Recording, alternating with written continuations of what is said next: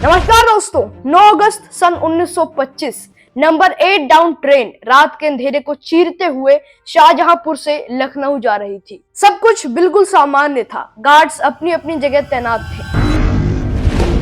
कुछ यात्री सो रहे थे तो कुछ यात्री खिड़की से आ रही ठंडी हवा का आनंद ले रहे थे। किसी को जरा सा भी अंदाजा नहीं था कि आज का ये सफर हमेशा हमेशा के लिए इतिहास के पन्नों में दर्ज किया जाएगा। इस इतिहास को रचने के लिए इस ट्रेन में हिंदुस्तान रिपब्लिक एसोसिएशन यानी कि HR के 10 क्रांतिकारी मौजूद थे, जो आज अपने सिर पर कफन बांधकर निकले थे। राम प्रसाद बिस्मिल, अशफाक उल्लाह खान, राजेंद्र नाथ लाहिड़ी और चंद्रशेखर आजाद जैसे फौलादी युवाओं ने कुछ ऐसा करने को ठान लिया था जिसने अंग्रेजों के नाक में दम कर रखी थी। ये वो समय था जब पूरे भारत पर अंग्रेजों का राज था।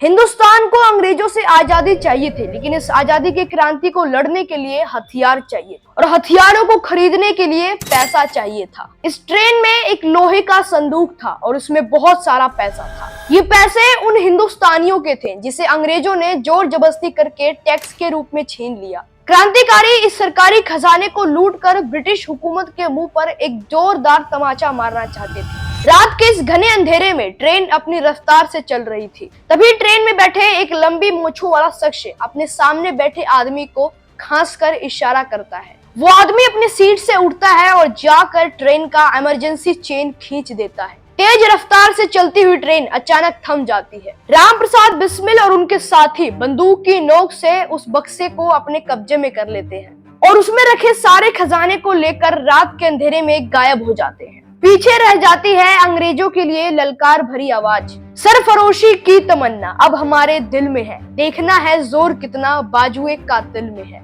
आज 15 अगस्त इंडिपेंडेंस डे के इस खास मौके पर, इस खास अवसर पर मैं काकोरी कांड की पूरी कहानी सुनाऊंगा, तो वीडियो में बने रहिएगा। आइए शुरू करते हैं।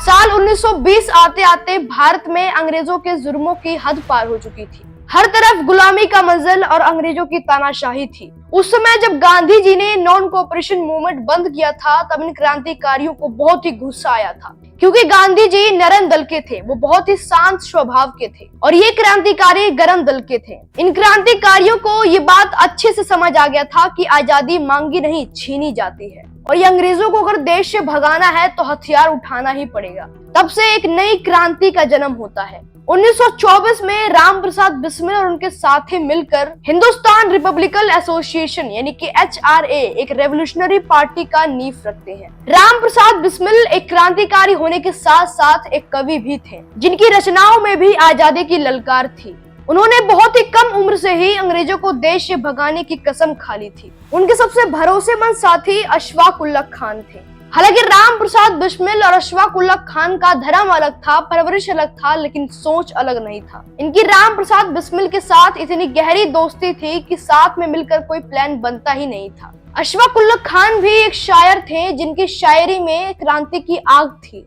इन्हीं में से थे एक Chandrashekhar Azad. Non cooperation movement के दौरान उनकी उम्र मात्र 15 साल थी, तभी उनको गिरफ्तार कर लिया गया। जज ने जब उनसे उनका नाम पूछा तो उन्होंने अपना नाम आजाद बताया, पिता का नाम स्वतंत्रता बताया। ये जवाब सुनकर जज इतना नाराज हुआ कि उन्होंने चंद्रशेखर आजाद को 15 कोड़े मारने की सजा दी।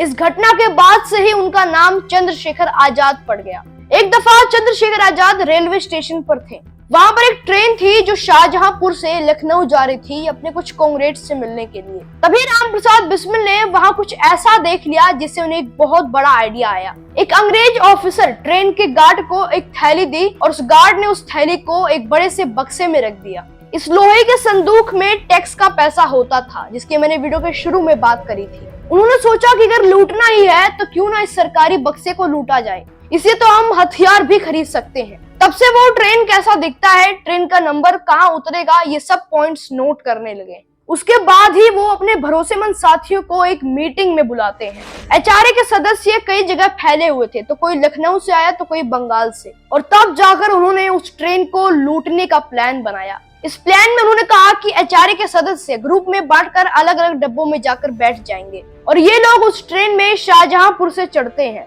प्लान के मुताबिक लखनऊ से कुछ किलोमीटर पहले ही एक काकोरी नाम का स्टेशन आता है और उसी स्टेशन पर पहुंचते ही ट्रेन की चेन खींच दी जाएगी। उसके बाद ट्रेन के रुकते ही ये सभी गार्ड के केबिन में पहुंच जाएंगे और वहां पर मौजूद उस बक्से को अपने कब्जे में ले लेंगे। लेकिन अशफाकुल्लाह खान को डर था कि कहीं इस ट्रेन एक्शन में किसी हिंदुस्तानी की मौत ना हो जाए और आखिरकार वो दिन आ जाता है। 9 अगस्त सन 1925 रात के लगभग 10 बजे इस ट्रेन को लूट लिया जाता है। काम खत्म करने के बाद वो इस रात के अंधेरे में गायब हो गए। ये कोई डकैती नहीं बल्कि क्रांति की शुरुआत थी। तो कैसा लगा आपको ये वीडियो? उम्मीद होगा आपको ये वीडियो हमेशा की तरह अच्छा लगा होगा। मेरे second channel DS education short का मैंने लिंक नीचे डिस्क्रिप्शन में दे दिया है, जाकर उसको विजिट जरूर कर लेना। फिर मिलते हैं किसी अगले वीडियो में नए टॉपिक के साथ। बहुत बहुत धन्यवाद।